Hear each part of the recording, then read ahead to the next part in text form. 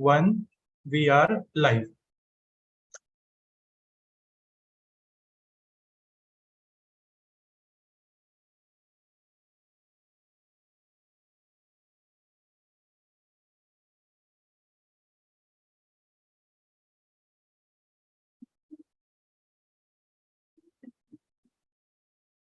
Good morning, good evening. I'm Dr. Shyam Akku, Head of Medical Marketing for Hetero. It is my pleasure to welcome you on behalf of Hetero to this scientific meeting focused on the latest developments in novel oral anticoagulants with a special emphasis on Apixaban. Hetero is a multinational generic company with a footprint in over 145 countries. We are particularly honored to have Dr. Christopher Granger as our distinguished international speaker and the moderator for the session, Dr. Angia and Dr. Yoga, and Dr. Erika as speakers and panelists from Indonesia. Pleased to share that we have delegates from Indonesia, Vietnam, Myanmar, Cambodia, UAE, Saudi Arabia, Oman, and other GCC countries who are attending today's session. Dr. Christopher is a renowned cardiologist and clinical researcher who has made significant contribution to the field of cardiovascular medicine. And we look forward to hearing his thoughts on Apixaban. Let me introduce our moderator for today's session, Dr. Angia.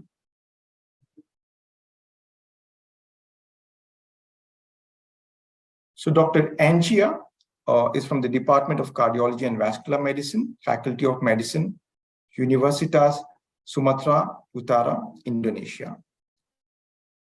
He's an experienced cardiologist and has worked at Haji Adam Malik General Hospital and Binawaliya Cardiac Center, followed by Cardiology Fellow at Royal Melbourne Hospital, Melbourne in Australia. He's presently the head of Cardiac Center at Haji Adam Malik General Hospital, Medan. He's been a member of various associations like the Indonesian Medical Association, Indonesian Heart Association, and Asia Pacific Heart Rhythm Society.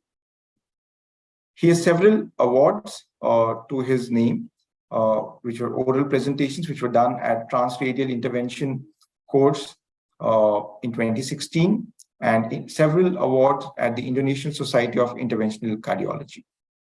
He's also received an award from SCAI 2018 at San Diego. He's contributed a lot to the research in cardiology, and to his name, he has got several publications which have been published in peer-reviewed international journals. So I welcome Dr. Angia to begin today's session. Hi, thank you very much, Dr. Shyam, for your warm introduction. And thank you for all audience from all around the world. I heard audience coming from Oman, Saudi Arabia, Indonesia, Vietnam, and other places as well. I think we are all very lucky tonight because we have two amazing speakers going to present two very interesting topics. So let me introduce our first speaker. So our first speaker is Professor Christopher Granger. I think we have multiple collaborations with the Indonesian Heart Rhythm Society as well. He's coming from the Cardiology faculty at Duke Clinical Research Institute, North Carolina, United States. And he will give a talk about Apixaban in AF, translating evidence into clinical practice. I think all of us has known Professor Granger. He has a lot of honors and awards as a highly cited researcher in clarified analytics, and also an award for outstanding mentorship in Duke Clinical Research Institute, and also another awards as well. So lots of awards. I think the slide won't be enough for all the awards for Professor Granger. And I'm also aware that Professor Granger also an active member for lots of professional organizations and committees, including the member of guidelines of management for patients with ventricular arrhythmias and prevention of sudden cardiac death, board president for American Heart Association Triangle, member of American Heart Association Coronary Artery Disease System of Care Advisory Group, and also member for Society of Clinical Trials. Professor Granger also a reviewer for lots of journals, including European Heart Journal, Lancet, Nature Clinical Practice, Cardiovascular Medicine, New England Journal of Medicine, and also British Medical Journal. This is just some small example from other journal as well. So yes, Professor Granger also made a lot of publications, including what we are going to talk about tonight about the role of Apixaban in AF. So yes, I would like to let Professor Granger to begin his presentation. Hi, Professor Granger, how are you? Great, thank you for that kind introduction, Dr. Angia. And let me Yes. share my slides, my screen here. And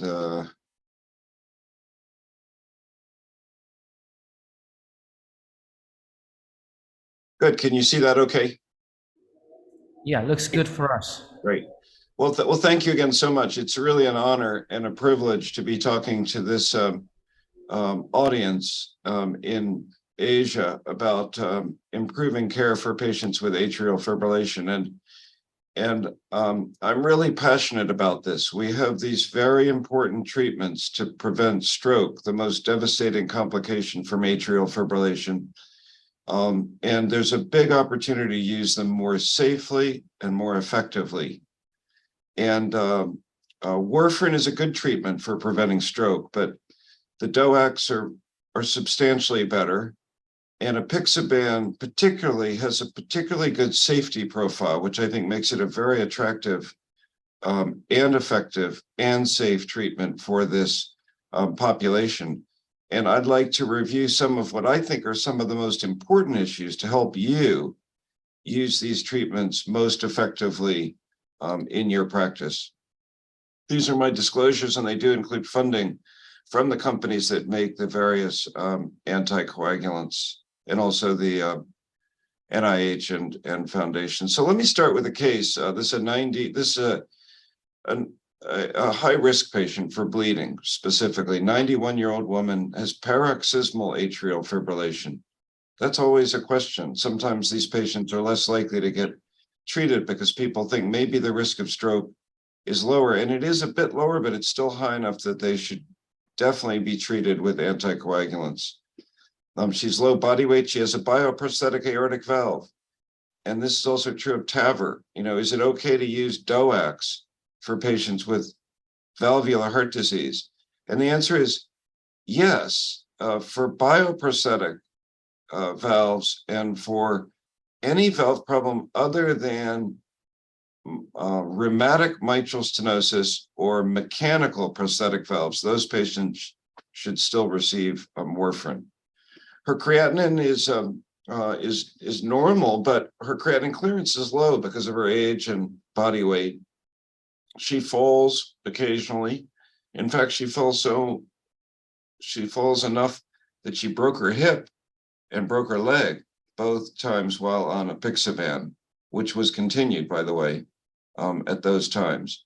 She takes some naproxen for knee arthritis, and you may know that we want, and I'll get back to this, one opportunity to use these drugs more safely is to try to avoid aspirin and avoid non-steroidal anti-inflammatory agents when using anticoagulation for atrial fibrillation.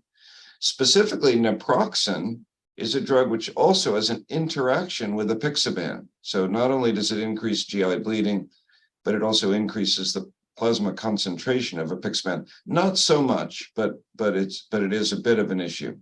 So what should be done with this patient? If you see this patient in your clinic, too high risk, stop the anticoagulation, switch to aspirin, which because it's not an anticoagulant, switch to warfarin, where at least you can monitor the INR. Continue Apixaban, and she should be getting the 2.5 milligrams twice a day because she has 2 of the 3 criteria for dose reduction. Age greater than or equal to 80, body weight less than or equal to 60 kilograms, or place a left atrial appendage occluder device. And I'll get back to this, but I can already tell you the answer is definitely to continue the Apixaban 2.5 milligrams twice a day. And this isn't a hypothetical case. This was actually my mother, and she did very well on the Apixaban. If there's one study now, one published study that best summarizes all the information about DOACs versus warfarin, it's this one. This is a patient-level meta-analysis that includes all patients from the major trials of DOACs versus anticoagulation, recently published in Circulation. And what it tells us is that as a class of drugs, these drugs compared to warfarin result in a lower risk of stroke or systemic embolism. These are highly statistically significant findings.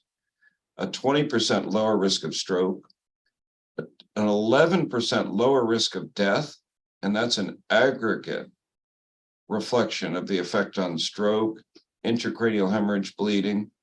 So an important overall benefit. Bleeding was about 14% less. Now, this was not statistically significant overall, but there's also heterogeneity here. So in particular, Apixaban has a 31% lower risk of bleeding than warfarin, whereas, for example, rivaroxaban or higher dose dabigatran have similar bleeding compared to warfarin. And then each of the drugs results in lower risk of intracranial bleeding, about a 50 or 60% lower risk of intracranial bleeding. So this is a snapshot of the overall effect, and I think makes the case that any time that you can use a DOAC versus warfarin, and understanding some patients you can't, and then warfarin remains a good treatment, but the DOACs are clearly a better treatment anytime a person can afford them. And then the few situations like patients who have mechanical prosthetic valves or rheumatic mitral stenosis where you still should use warfarin. So that's the data, but then we know that overall anticoagulation is not used in a large proportion of patients who would derive substantial benefit. And these are data from several years ago now from the RELY registry, but actually they reflect still quite similar findings that less than half of patients who have atrial fibrillation and risk factors for stroke are treated with any anticoagulant. And this is also true in Southeast Asia, but it's also true in high-income countries as well. And why is this? Why do only half of patients receive treatment? Well, when we look at this either in international registries or in registries like the Orbit registry shown here, the number one reason for not using anticoagulants is fear of bleeding, concern over bleeding, prior bleeding, high bleeding risk, falls and frailty, patient refusal largely because of concern over bleeding. So, and this is especially true in the older population who are also higher risk for bleeding. So this is so important that we address bleeding risk when we use anticoagulation. Now, how can we more effectively implement these treatments in practice? And we did a study that included 5 low and middle income countries called Impact AF. And we randomized 48 centers to an intervention, a multifaceted intervention or control to see if we can improve the proportion of patients being treated. And in fact, it worked. There was about a 9% increase in the absolute use of anticoagulation at 1 year. This is either warfarin or DOACs. And this was associated with a substantially lower risk of stroke. And this is really important, I think. Of those patients who were not being treated at baseline, with the intervention, we could get about half of them treated. And it was largely, the intervention was multifaceted. It addressed barriers from the patient. What was the patient and the patient's family concerned about? Educating the doctors about why this is so important and how to safely use these drugs, and looking at the system, like how can you help get funding, get the drugs paid for, have a system in place where patients get good follow-up, and measure and provide feedback for how we're doing with this. But one of the most simple parts of the intervention is this, is if a patient was on aspirin and the aspirin is being used for atrial fibrillation stroke prevention, stop that. It's neither safe nor effective, and use an oral anticoagulant. That's so important, that aspirin is a class 3 indication in the guidelines. It's neither safe nor effective. And part of the reason for that comes from data like this. If you look at a couple of trials, including now 10,000 patients with a DOAC, either Apixaban or dabigatran versus aspirin, what did the safety look like? Which had more intracranial hemorrhage, a DOAC or aspirin? And surprisingly, numerically, there was more intracranial hemorrhage with an aspirin than DOAC. Here's the Averroes trial. This compared Apixaban to aspirin for patients who were deemed unsuitable for warfarin. And there was this 55% reduction in stroke with Apixaban versus aspirin, much more effective than aspirin, not surprisingly. The surprising thing, though, was the bleeding was quite similar. There was not a major difference in bleeding. Slightly more bleeding with Apixaban than aspirin, but not much more. And numerically fewer intracranial hemorrhages with Apixaban than with aspirin. So even for these high-risk patients, Apixaban has this excellent safety profile. And then these were the data from the ReSPECT-ESIS trial. This was using dabigatran with a reduced dose for patients with renal impairment or older age. And here also, same rate of intracranial hemorrhage with dabigatran versus aspirin. So with respect to our most feared complication, unlike warfarin, where there is more intracranial hemorrhage, the DOACs, when used appropriately, did not have more intracranial hemorrhage than aspirin. And then the other theme is this another really important practical piece of advice for you today. If you have a patient who's on an oral anticoagulant for atrial fibrillation, even if they have coronary disease that's stable, stop the aspirin. Don't use antiplatelet therapy in addition to anticoagulation. And this was the FIRE trial, comes from Japan, about 2,200 patients with atrial fibrillation and stable coronary disease. That is at least a year from an acute event, acute MI, or revascularization. They were on rivaroxaban, and they were randomized to rivaroxaban monotherapy or continued combination therapy with an antiplatelet agent in addition to rivaroxaban. And on the right-hand side of this slide, perhaps not surprisingly, when you have combination rivaroxaban plus an antiplatelet agent, you have more bleeding, but you have a lot more bleeding, 70% more. That's not so surprising that there is a safety issue.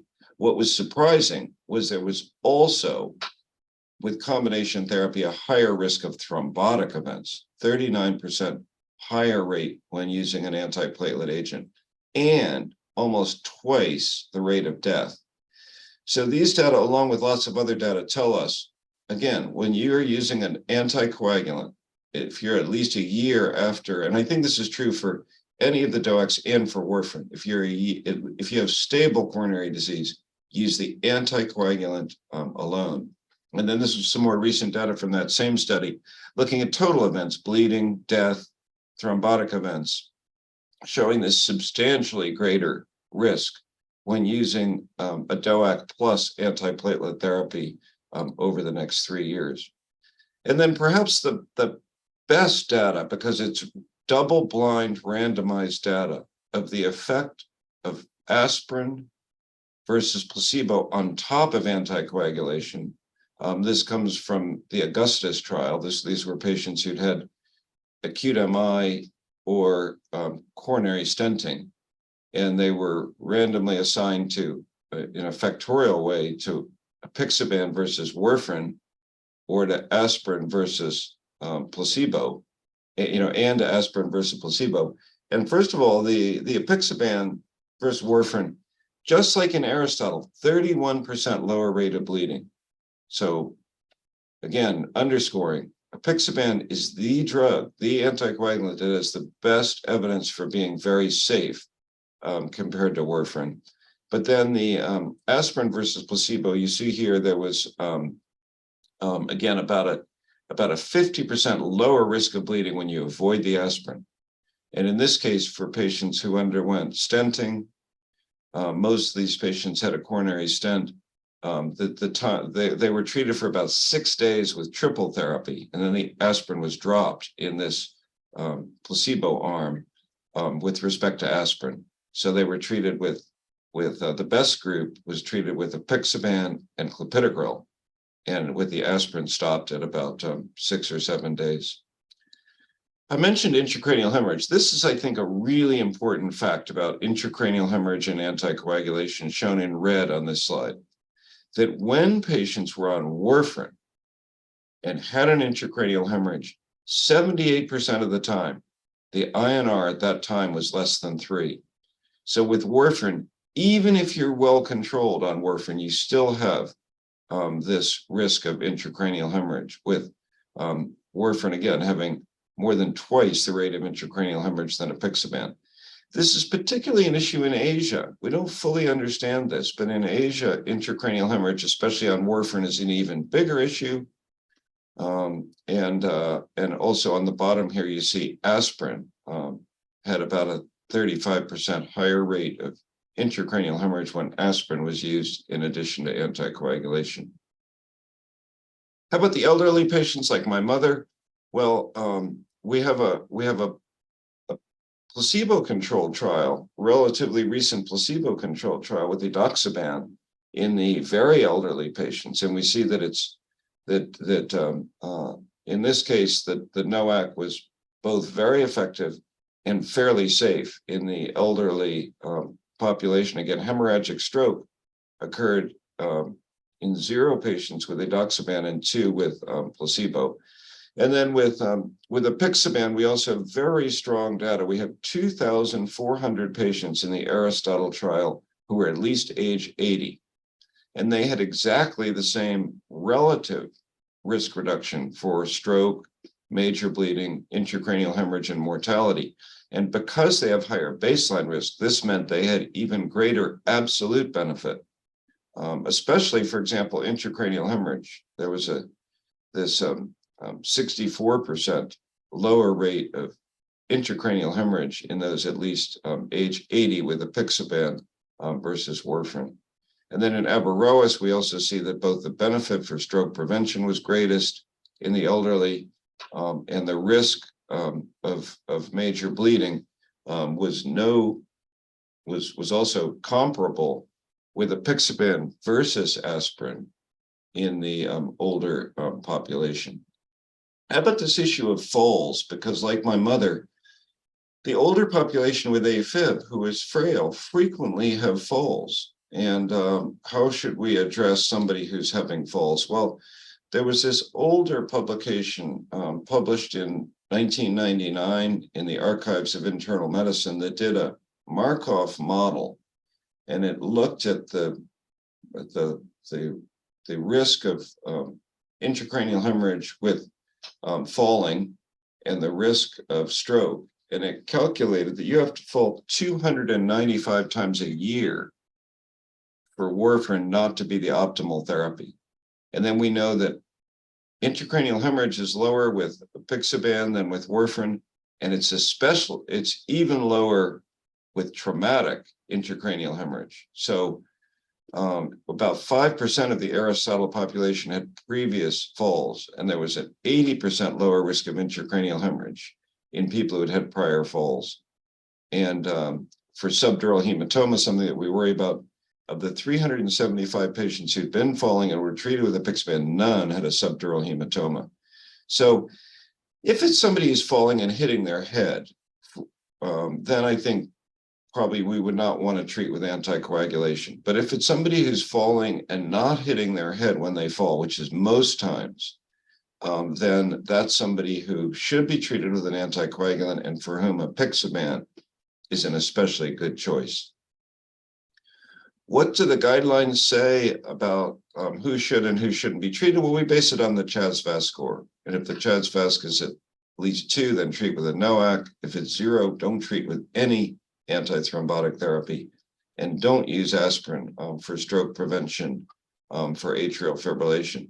Now, how about these borderline patients? Like, let's say it's somebody who's got a CHA2DS_VASc of 1, and you want to know, is that somebody that I should treat or not? And one of the good tiebreakers is NT-proBNP. And what the group in Uppsala, Sweden, Ziad Hijazi and Lars Valentin showed is that NT-proBNP, a single measure of NT-proBNP, was a very powerful predictor of stroke. So that's something you could use if you want some additional information about whether you should go ahead and use an anticoagulant in the borderline case. And in fact, the most powerful predictor of stroke in our multivariable model was prior stroke, or TIA. I'll get back to that. And the second most important factor was proBNP. It's interesting. Then AH is also an important factor. So this is some additional data about people who have had prior stroke. In fact, these are patients from that meta-analysis that I mentioned earlier, the patient-level meta-analysis, Combine AF, who had a stroke during the study. So they had a stroke while on an anticoagulant, either a DOAC or warfarin. And then it looked at that population and said, what happened to them? And the answer is, not surprisingly, they were very high risk for recurrent events. And sometimes that was because the anticoagulation was stopped, or they'd had other complications.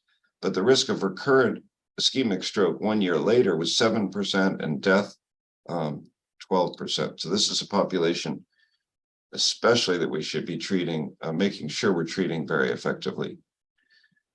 Another issue is procedure. So about a third of patients who have AFib over a little over a year have a procedure done. Sometimes this is dental extraction or surgery, colonoscopy, endoscopy. Those are some of the common treatments. And so here's another case, this case that I like, because it turned out this is my uncle. So my uncle was he's in the blue parka here.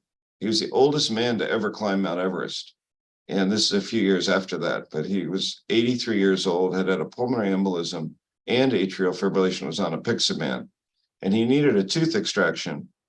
And in the daytime, and he'd taken Apixaban that morning, kind of by mistake.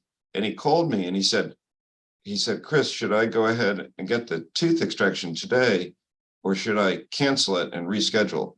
And because a single tooth extraction is not high risk for bleeding, it's actually minimal risk for bleeding, I told him to go ahead and get his tooth extracted. And he went ahead and did it, and he did fine. And it's based on this principle here that, unlike warfarin, which has an effect ongoing for several days, the DOACs have a half-life of about 12 hours, with the exception of dabigatran with renal impairment. And so for patients who have a procedure with some risk, but relatively low risk, then 24 to 36 hours is a good, so hold, perhaps 2 to 3 doses of Apixaban, for example. Even the highest bleeding risk, after 3 days, there's essentially none of the drug left in the system. So we don't have to ever hold it for more than 3 days. And then for very low bleeding risk, like a tooth extraction, probably no interruption, or simply holding the morning dose is what we can be doing.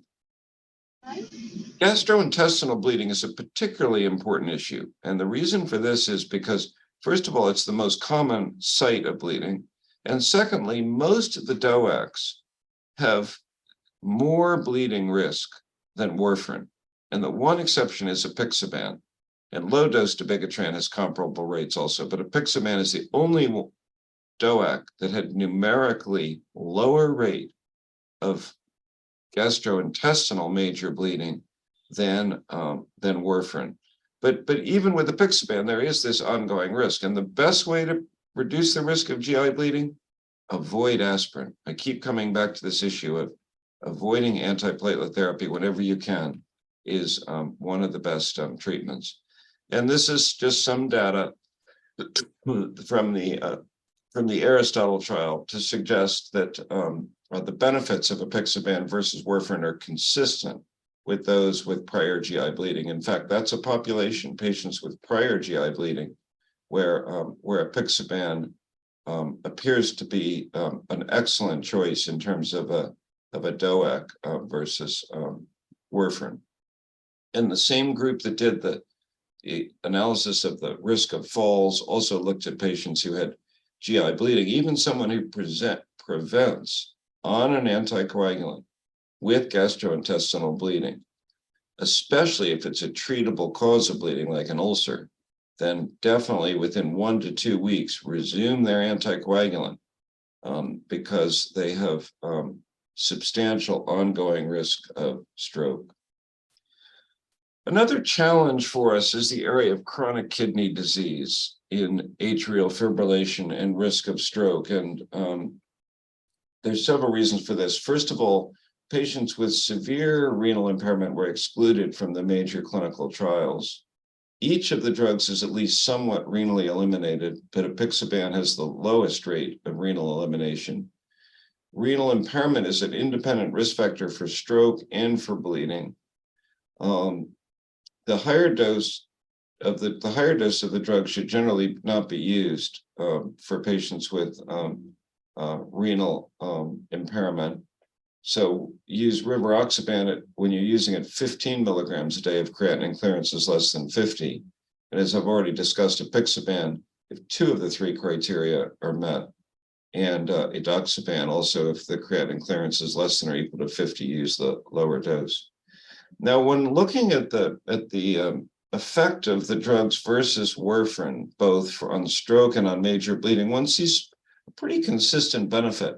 Although Apixaban, once again, for major bleeding, Apixaban has this interesting characteristic of patients who had renal impairment appeared to have even greater safety versus warfarin than patients without renal impairment. And this is unique. All the other drugs for renal impairment seem to have less of a good safety profile.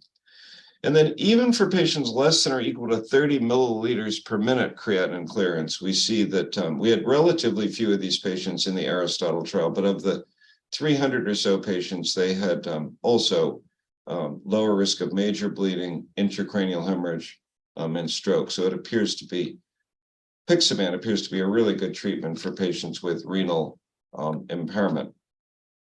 And if renal impairment is the only factor that might prompt you to reduce the dose, don't reduce the dose, because it's actually, even at the 5 milligrams twice a day, if it's only the creatinine that was an issue, they had some of the greatest benefit and lower risk of bleeding versus warfarin.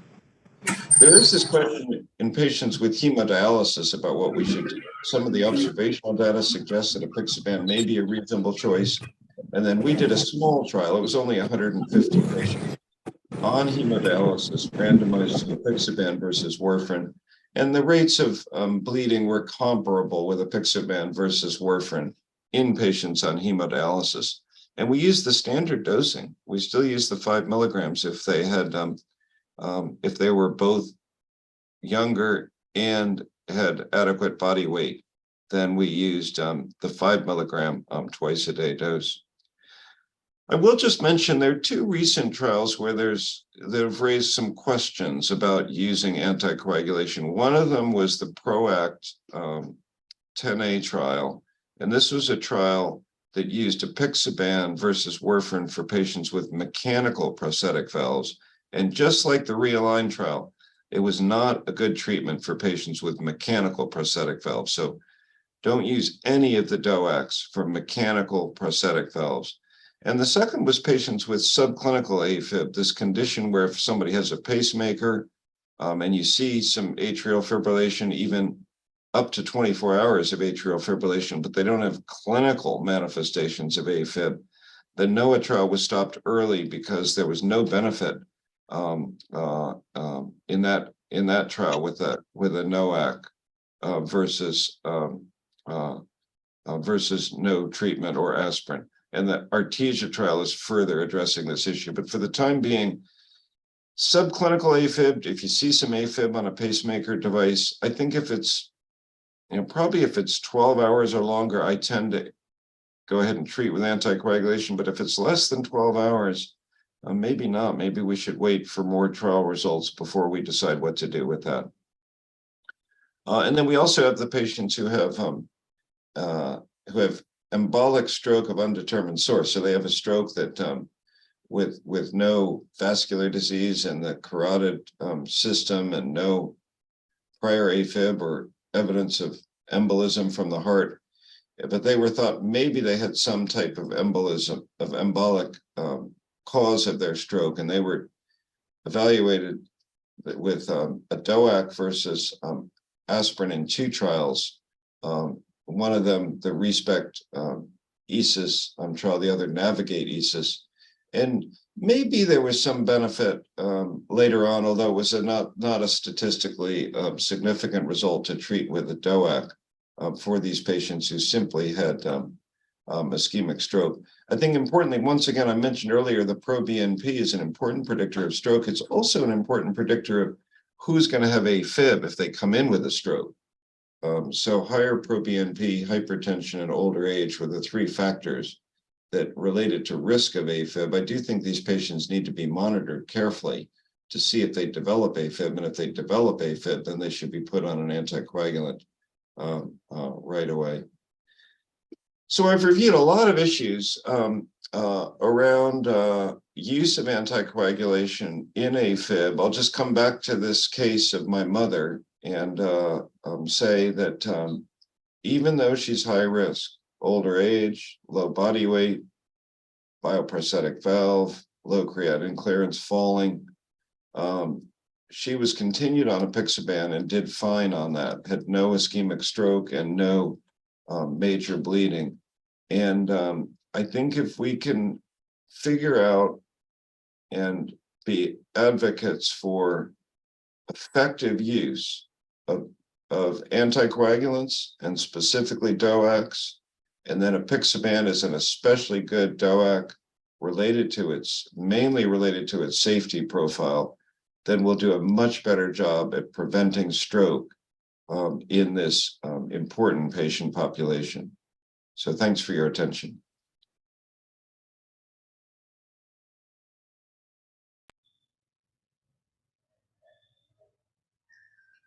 Thank you very much, Professor Granger, for your excellent presentation. I think Professor Granger's presentation covered a lot of interesting issues, including Asian population, high-risk population, and also his family as well, his mom and his uncle as well. So such a great presentation from Professor Granger, as always. So I can see that we have some questions coming in, but the Q&A session will be done after Professor Yoga presentation. So I would like to introduce our next speaker, Professor Yoga. So Professor Yoga is the first professor coming from the arrhythmia in Indonesia. So he is currently active as lecturer in Department of Cardiology, Faculty of Medicine, Universitas Indonesia. Professor Yoga is also the immediate past president of Indonesian Heart Rhythm Society and board member of Asia Pacific Heart Rhythm Society. And tonight, he will give a talk about AF patients' characteristic in Indonesia. So I think it's a very good combination from Professor Granger experience and data in Western countries, and also Professor Yoga now will present about the condition in Indonesia. His current positions is as a lecturer in Universitas Indonesia, immediate past president of Indonesian HRS, board member of APHRS, and also a lot of learning experience from Professor Yoga, including his experience as EP fellow of Prof. Shinan Chen in Taiwan. And he also made a lot of publications, more than 150 publications in international and domestic peer-reviewed journals. I would like to let Professor Yoga to take the slide. Please, Professor Yoga, how are you? Thank you. So I'm good. Okay. So let me share my slide.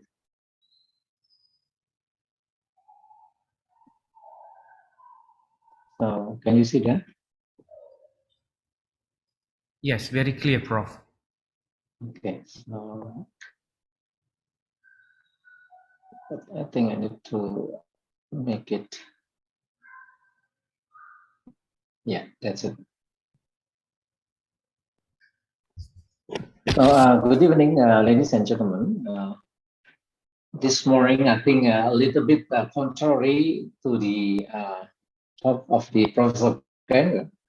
Now I'm going to share with you a condition where vitamin K antagonist is still an essential weapon to deal with the AF patient, like we have it in Indonesia.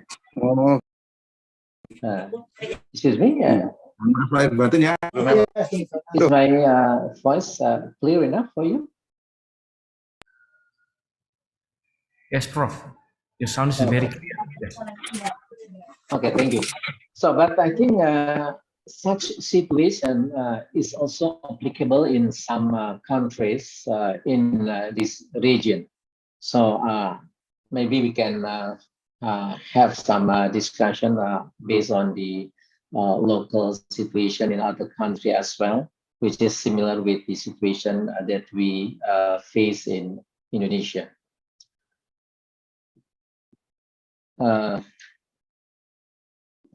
So as an introduction, here in Indonesia, we found that vitamin K antagonists remain most commonly prescribed anticoagulant. And here in our current practice, when we are using the vitamin K antagonist, we also using the current recommendation from the major guideline that we try to achieve INR of 2 to 3. But I think we all are aware that this number, this target is developed based on the Western countries' population data. Meanwhile, there are several publications, I think, that revealed ethnic-specific responses to vitamin K antagonists. So mainly some publication from Asian countries showing that the type of the response of vitamin K antagonists is very ethnic specific. We recently also discovered there are some genetic factors associated with patient specific warfarin dose in Indonesia. In this study, we found that the gene of VKORC1, AA, and CYP2C9 GG genotypes were associated with low dosage requirement of the most patient with warfarin. And it is accounted up to 15% of the patient. So it will need, it will warrant the dose adjustment for the warfarin in our ethnic in Indonesia. It is just one example that ethnic specific response of VKs axis. So with this knowledge, we try to find what is actually the optimal dose of the warfarin in our population. We conduct the so-called OPTIMA study, with the stand for optimal INR measure for Indonesia. This is a multi-center observational cohort study, and we included the all EF patient taking vitamin K antagonist, and we try to achieve INR target of 2 to 3, and we do 1 year follow-up. About 27 sites all over major city of Indonesia, those with triangle in this map participated in this study, and we are going to see the efficacy and safety profile of warfarin in our population. And we successfully collected about 1,700 EF patients taking vitamin K antagonists, which is warfarin.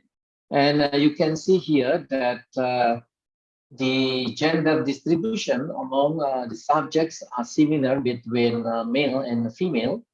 This is slightly different with those data from the mainly Western country, who showing that men is the predominant proportion of the EF patient compared to the women.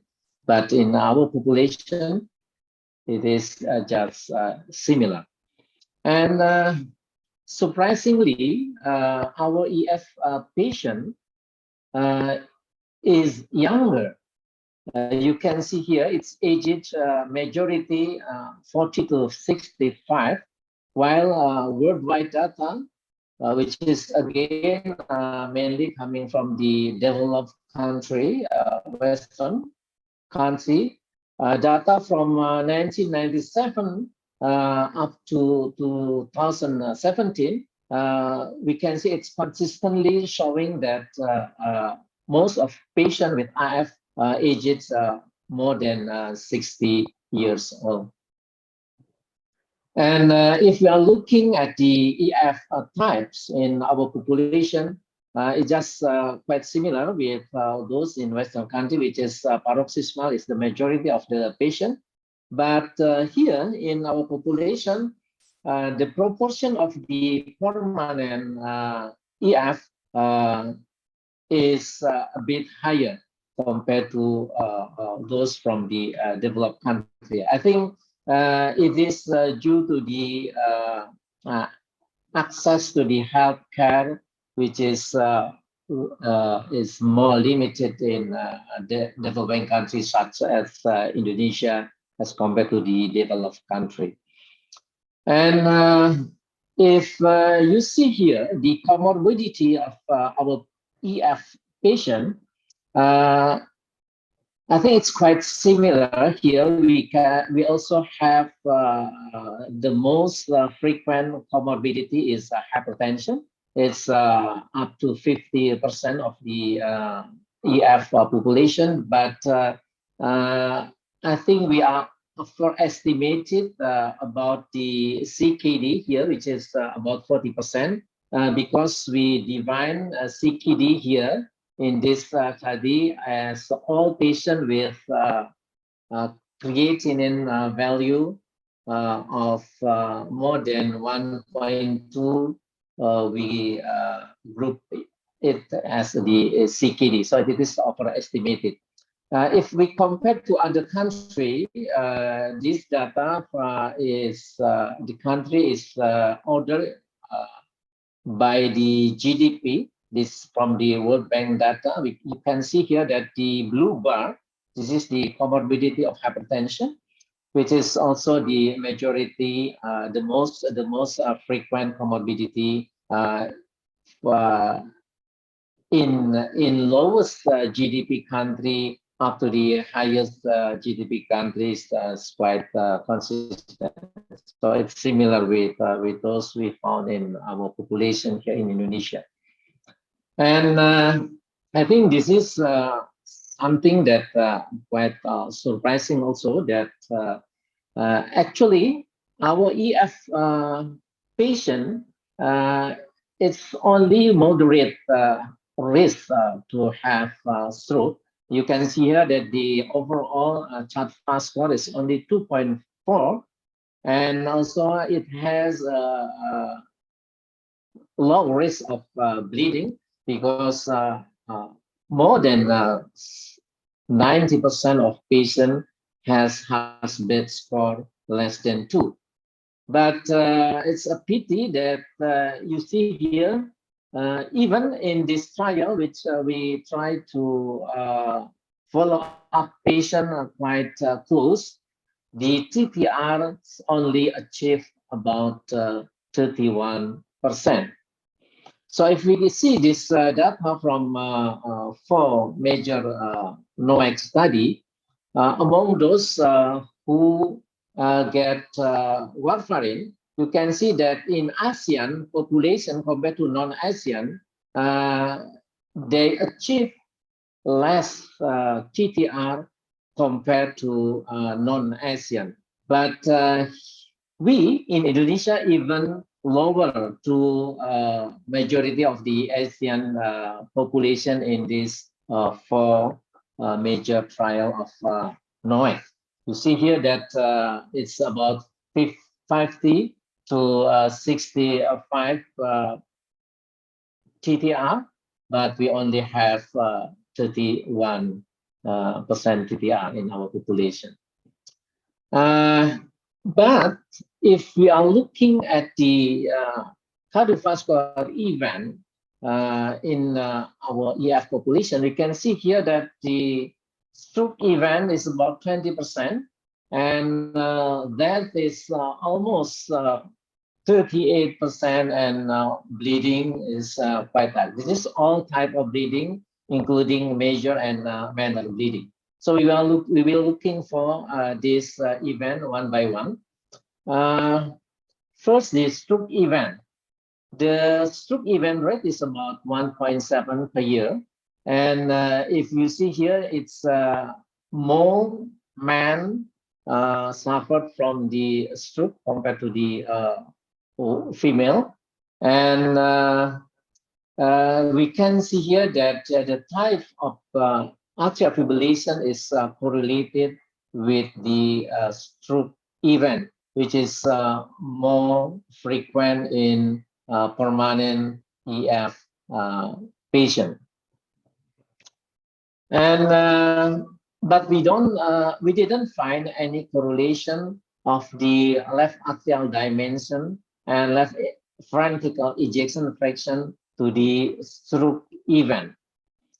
If you see here, the chart-fast score among patients who suffered from stroke, this is quite high. It's beyond the average of the all patients who are 2.4. In this patient who suffered from stroke, it is 3.6, but Husband is quite low. And you see here, no wonder this patient got stroke because the INS only 1.8. And if we see from the major trial here, you can see that, please focus to the panel A. Here you can see that Asian population compared to non-Asian population is more frequent to have a stroke when they are taking warfarin for EF, first part in EF. And now let's see about the bleeding event. The bleeding event rate is 6.4 per year. And the chart-fast score among patients who suffer from bleeding is a bit higher from the average is 2. Is about 3. And the Husband is surprisingly is not high, it's only 1. And the INR is actually in the target of the treatment is 2.44. And if we see here that the most of the bleeding event is the minor bleeding, but it's clinically relevant. And if we see again from the 4 major trial, the all bleeding event, this focus on D here, again is more frequent in Asian compared to non-Asian. So you can see here that Asian people achieve less TTR, but get more stroke and also get more bleeding. Yeah. And this is also the situation that we face in our population. And regarding the intracranial hemorrhage, this data showing that the ASEAN population compared to the wife has a hazard ratio of 4 times. So it is more frequent intracranial hemorrhage when using warfarin in the ASEAN population compared to the non-ASEAN. And if we categorize the event based on the INR categorization, here you can see that in Indonesian ethnic, actually the best INR target is actually about 2 to 2.5, which giving the less stroke and less death, and also the less major bleeding, yeah, as compared to other target of the INR. So I think this is for us something that we need to consider when we are giving the warfarin to our EF patient, that maybe we have adjust our target, not 2 to 3, but 2 to 2.5 would be enough, and good TTR. And this thing also has been shown by Kodani from Japan, which showing that in elderly population needed to adjust the target of INR to 1.6 to 2.6 here, which is showing the less major bleeding, and also here major hemorrhage and thromboembolism. Yeah. So from this study, the Japanese, I think they adjust the target of the INR when using warfarin in elderly to 1.6 to 2.6. And how about the mortality? So in our study, the mortality in per 1,000 patient year is about 38. And you can see here again that the most death is patient with ages 40 to 65, which is a productive patient. And it's actually comparable with those in this data, but here you can see that our number is about similar with those with wife women here, the green line here, and also the black women, the red line there. And the cause of death in our population mainly is non-cardiovascular death, but it's maybe a little bit biased because this study is conducted during the COVID. Hello. During the COVID pandemic. So those with non-cardiovascular death is mainly due to the COVID.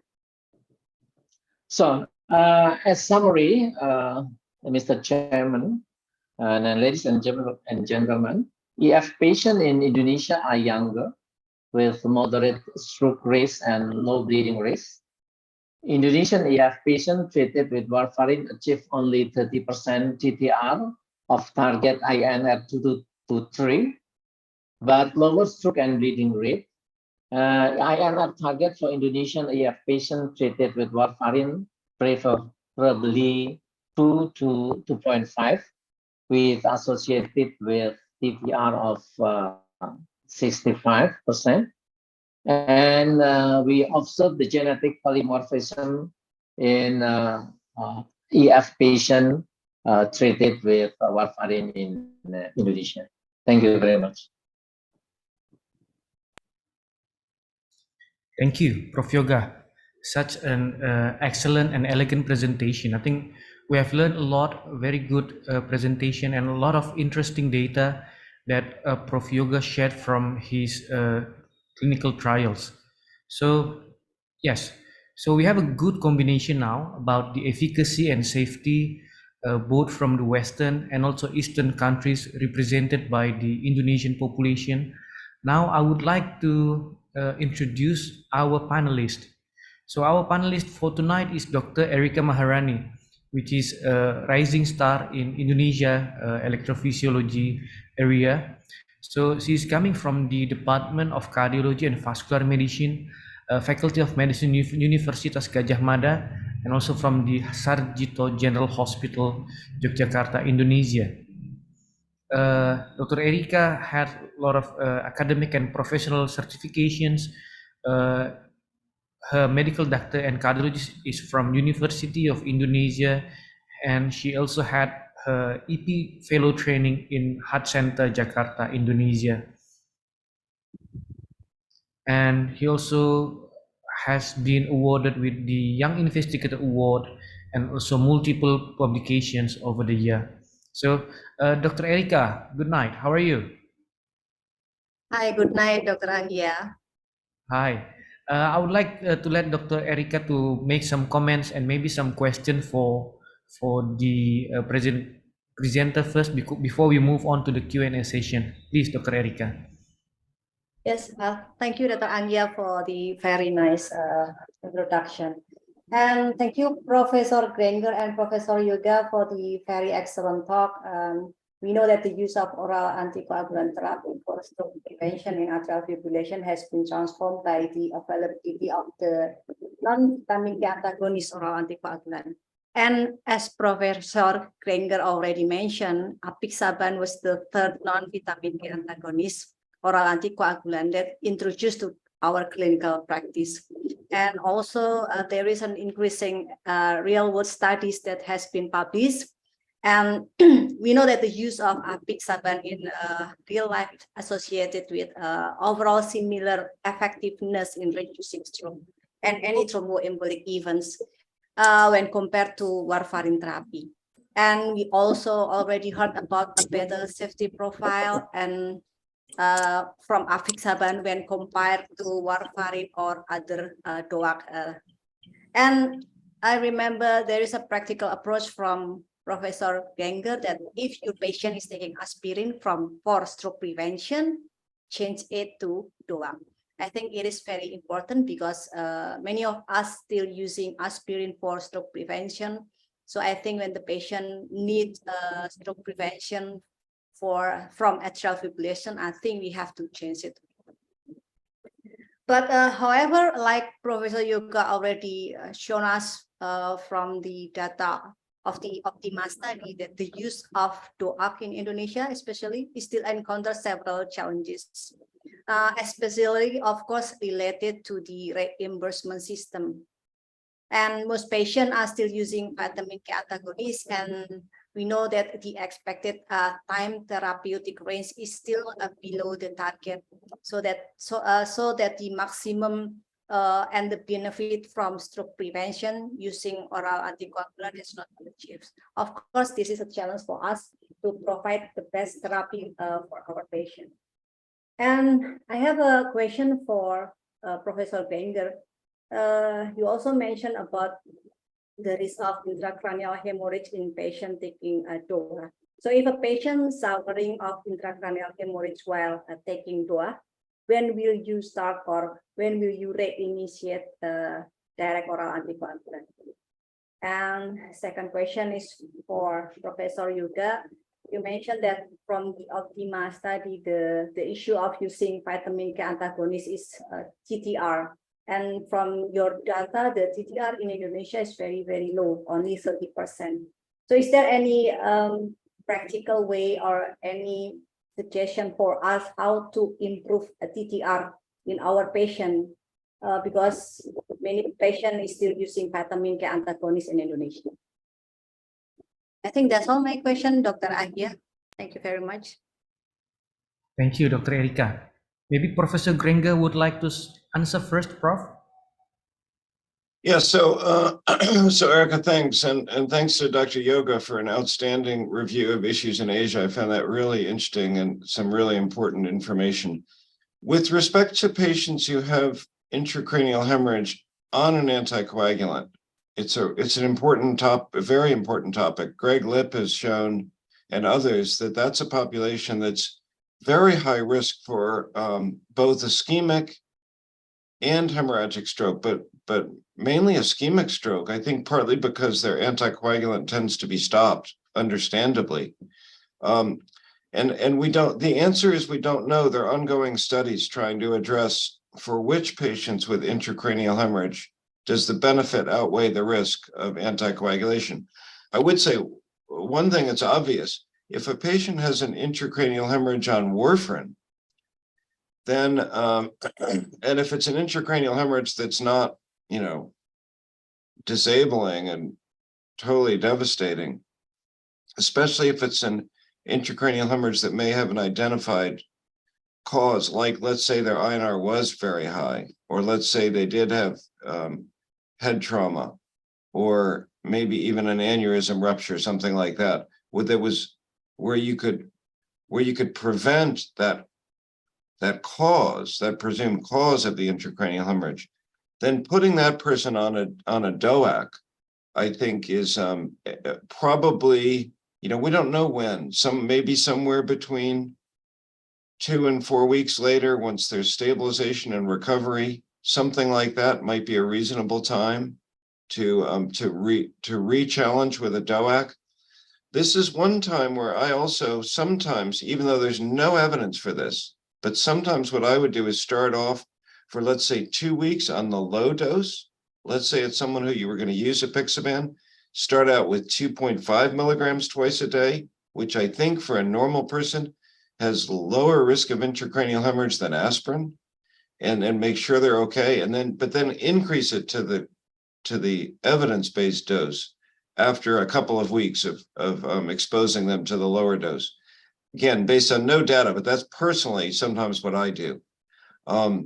If it's somebody who has an intracranial hemorrhage, let's say on a DOAC, that's trickier, right? Because then, when could you reintroduce the DOAC? Let's say the patient had severe, again, if they have a reversible factor, severe hypertension, they were falling, they were on aspirin also, then stop the aspirin, control the hypertension.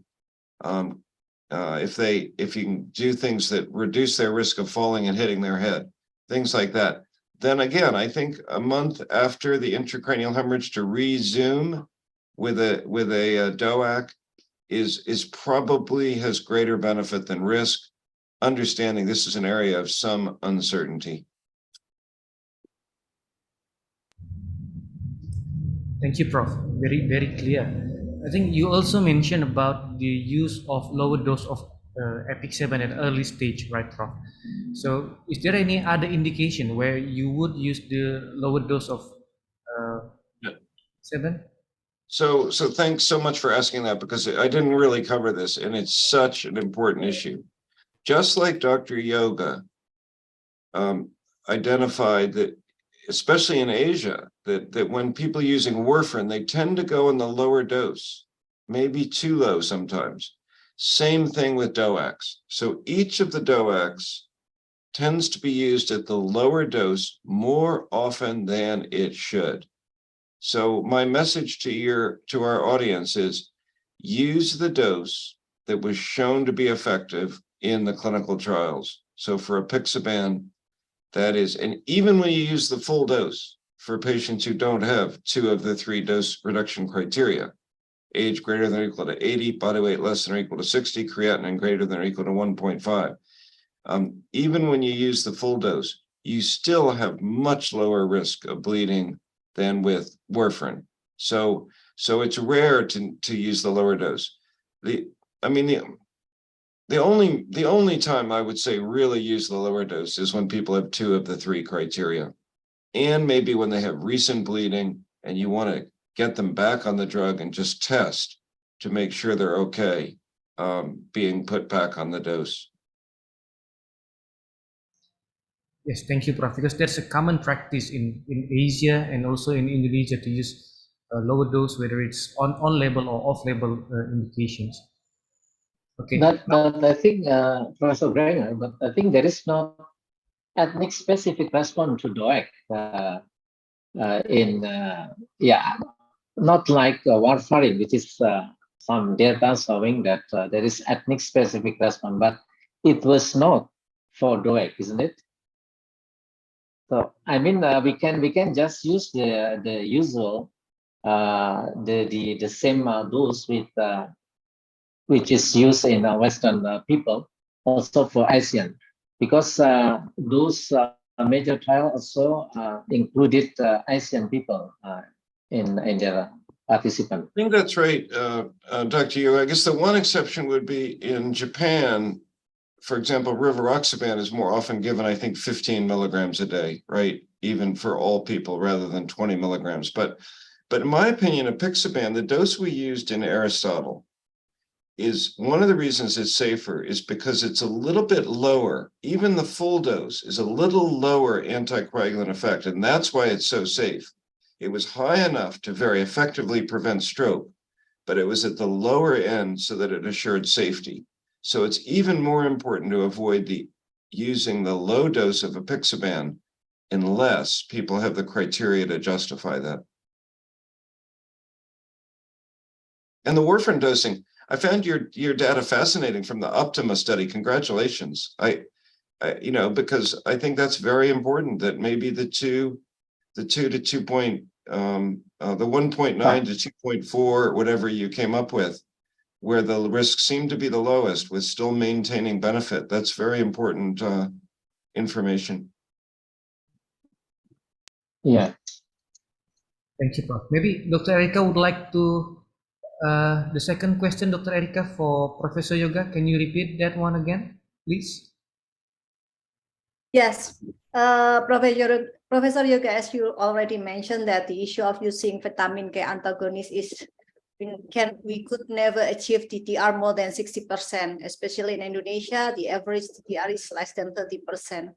So is there any special practical approach for us how to improve TTR in our country? So actually, when we are using the TTR, the INR target 2 to 3, then we only get 30% TTR, which is very low. Even in this study, we educate patients quite intensively to have a regular check with the quite tight schedule. Still, we got only 30% TTR. But as I saw in my data that actually we don't need to get the target 2 to 3 in our population, because with 2 to 2.5 giving the best prevention for stroke, and also safety profile is excellent in that range. So for that range, we actually got the TTR about 65. So then with a good age.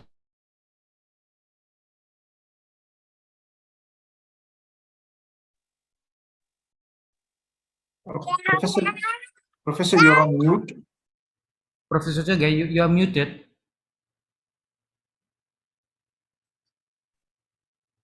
Oh, sorry. So I said again that with the target of 2 to 2.5, we can achieve a quite good TTR, which is about 65 with close observation and good education to our patient. We just spend about 5 minutes to educate patient about the importance to come again and check the INF for the next visit. Yeah, that's all we do in this study. So I have another simple question to Professor Granger. Professor Granger, with those excellent safety profile of Apixaban, especially for the major bleeding and ICH. So while the efficacy, I think, is quite similar among the DOAC, but safety, we can see that Apixaban have a very excellent safety profile. Can we just simply use or choose Apixaban for all patients with very high risk of bleeding? Yeah, I'm a little bit biased because I led the Aristotle trial, but I think we have two trials. You know, the nice thing about Apixaban, and I think, let me also just make it clear, the most important thing is to use some anticoagulant for stroke prevention. Warfarin is very good for stroke prevention. So, and a lot of people are going to need, and then use it safely, as you've nicely outlined how to do that.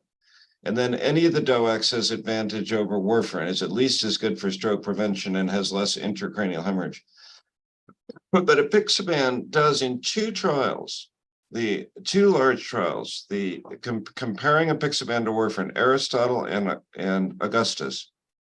In each of the trials, there was this 31% lower relative risk of bleeding. And no other DOAC has that particular profile. So I do think for the high-risk patients, it's a really good choice. And it's my preferred treatment for most. You know, it's also a good choice for anybody with AFib for stroke prevention. Again, I think the biggest limitation is probably cost, right? That's the biggest single limitation. Otherwise, I think really everybody should be on a DOAC. We didn't talk about the Invictus trial, right? That was an interesting trial in patients with rheumatic atrial fibrillation. I do think with moderate or severe mitral stenosis, we still should be using warfarin. And for patients with severe renal impairment, I think Apixaban is a reasonable choice. We treat most of our patients with severe renal impairment and AFib also with Apixaban.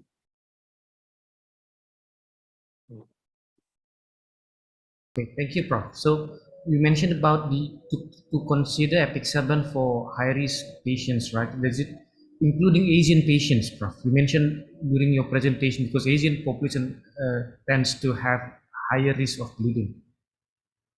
Yeah, we've looked at the Asian population. One thing we need to do is in this combined meta-analysis, we need to look at Asian patients in that. Maybe one of you could help us with that.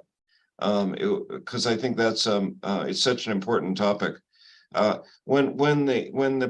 I think Dr. Yoga showed some of this. When you look at Asian population in the trials, it seemed as though the DOACs performed particularly well with respect to safety and intracranial hemorrhage in Asia, especially East Asia. Probably, that's another problem, right? Asia is a big area, and is South Asia different than East Asia? Maybe, I don't know. But I would say that that Apixaban seemed to do particularly well in the Asian population with respect to safety and efficacy. There was this question on the chat box. Maybe I could just address that about patients who've had ablation and what should we do with patients who've had ablation. So the guidelines are pretty consistent on this. The problem with ablation is about half the time, maybe, the AFib will recur, some AFib will recur. And when that happens, you don't want that to present as a stroke.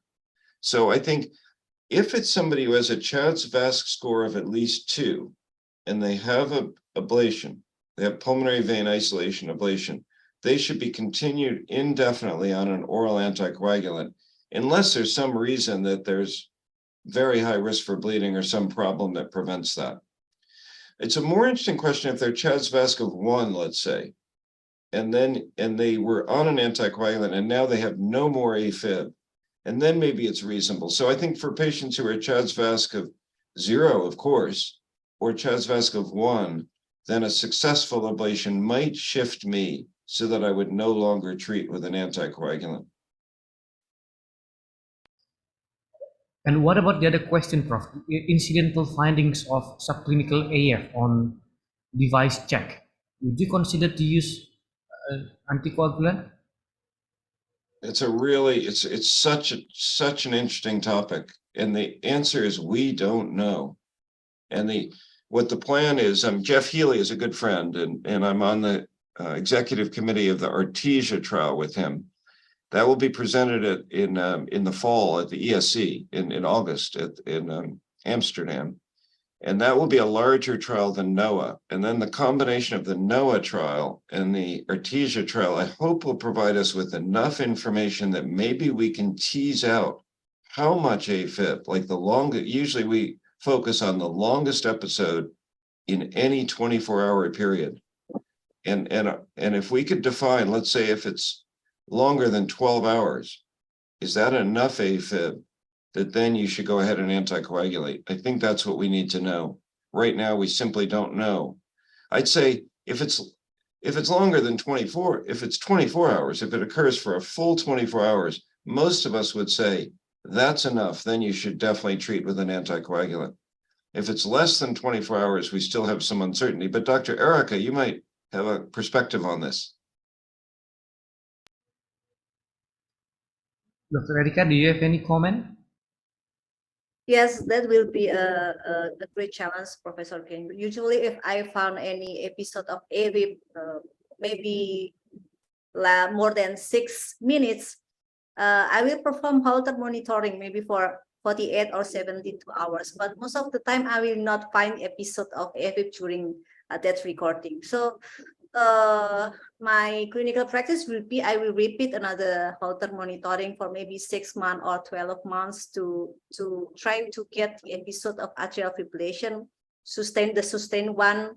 So if I have the sustained AFib for 30 seconds, I will give oral anticoagulant. So, Dr. Erica, you bring up a good point, and there was another analysis from the ASSERT trial that showed that if you're only monitoring for a few days, let's say, I think in this analysis it was 7 days, they took a random 7-day monitoring period, and if there was any AFib, I think longer than 30 seconds during a short period of monitoring, that corresponded with a high enough burden of AFib that the stroke risk was at least 2%, suggesting maybe we should anticoagulate. So it's different, I think, if you have a pacemaker or an ICD that's in where you can monitor for indefinite period of time, then it's probably should be a different threshold than if it's for a Holter monitor or a patch short monitoring period.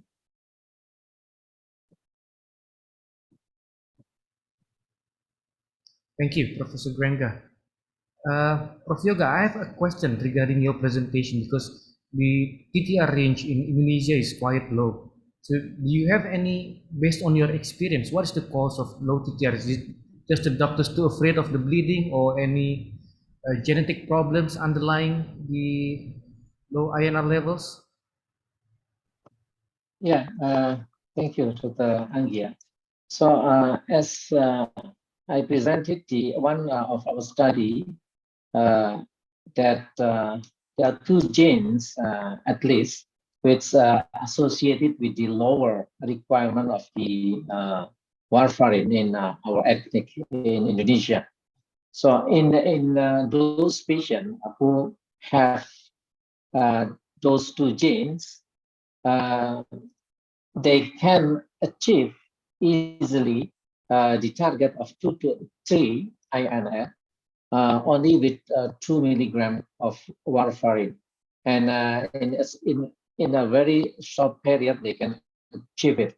While the others, it's quite sometimes frustrating to get the target of 2 to 3.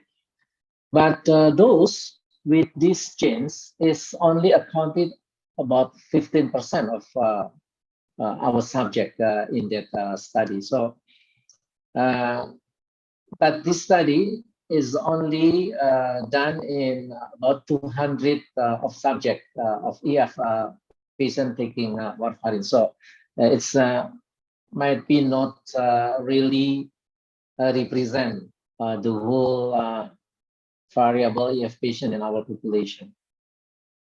But it is access, and it is influence the way we have to adjust our warfarin dose.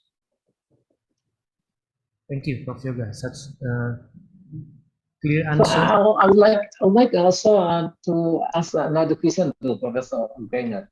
So I just heard about the future of the development of the DOAC, which they try to develop a blocker of the factor 11 and 12, which is yeah, but I just heard one session about that, and it's quite interesting. So can you tell us, Professor Grenger, more about this? Yes, thanks, Dr. Yoga. It's an interesting topic, right? And I'm on, my disclosure is I have been involved with some of the development, mainly on the data safety monitoring boards for the factor 11 inhibitors. So factor 11 is an interesting target because it does seem as though patients who have deficiency of factor 11, people who have deficiency of factor 11 have lower thrombotic risk, but don't have higher bleeding risk, at least not much higher bleeding. So the hope was that inhibiting factor 11 could unlink hemostasis from pathologic thrombosis in a way that one could have a very safe approach towards preventing stroke, let's say, in atrial fibrillation without increasing bleeding risk. And the trials, there have been several phase 2, mostly modest-sized phase 2 trials that do suggest that the drugs are really quite safe. I think they probably do look like they're safer than DOACs, the inhibitors of factor 11. What we don't know is, are they effective? We simply don't know. We have some data that for surgical related venous thromboembolic disease, they seem to have some efficacy, but we just don't know for example, for acute coronary syndromes or for AFib. So I would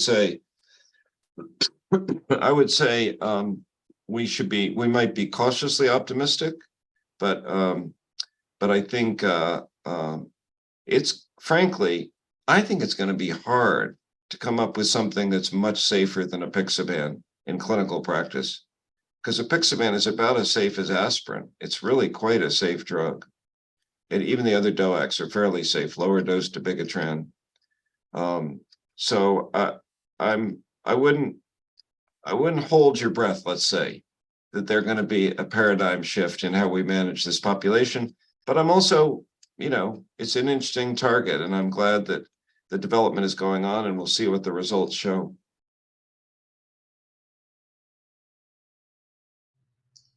Thank you, Prof. Grenger. Thank you. It's been a great night. So we have seen great presentations and great questions from the audience, and also great discussion. But I think we have come to the end of our meeting. Thank you once again to Professor Grenger, Professor Yoga, and Dr. Erika for joining us tonight. And also thank you for all the audience from all around the world who has joined us tonight. I would like to let the screen back to Dr. Shyam. Dr. Shyam, the screen is yours. Thank you. Thank you, Dr. Angia. And it's a real honor to have you, Dr. Christopher, to take us through, the various trials and the clinical evidence of Apixaban and making it relevant for clinical practice today. And I think one of the discussions was about access and cost. So definitely when generics are available, I'm sure the access would be much higher now in countries where it's going off patent and the access has been increased. And on that note, I'll also like to thank Dr. Angia, Dr. Yoga, and Dr. Erika for your valuable thoughts and contribution to the discussion. And to all the participants, thank you for making it a big success with your comments and your participation. So on behalf of Hetero, I would like to thank you once again. And I know it's a bit late in Indonesia and other Asian countries. So thank you and have a great evening. And good day, Dr. Christopher. Yeah, thank you. Thank you. Thank you. Thank you, Professor Granger. Thank you, Professor. Thank you, Anggia. Thank you, Dr. Erika. Syam. Thank you. Yeah, Dr. bro. Syam. Thank you. Bye-bye. Thank you. Yeah, Thank you, bye. everyone. Thank you, Bye. Dr. Syam.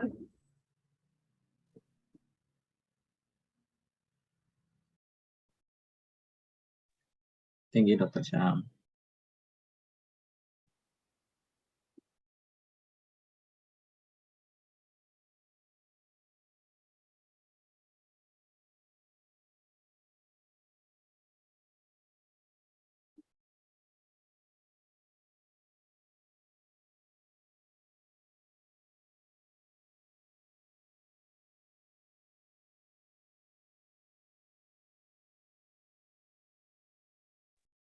Thank you, Dr. Syam. Thank you, Hetero.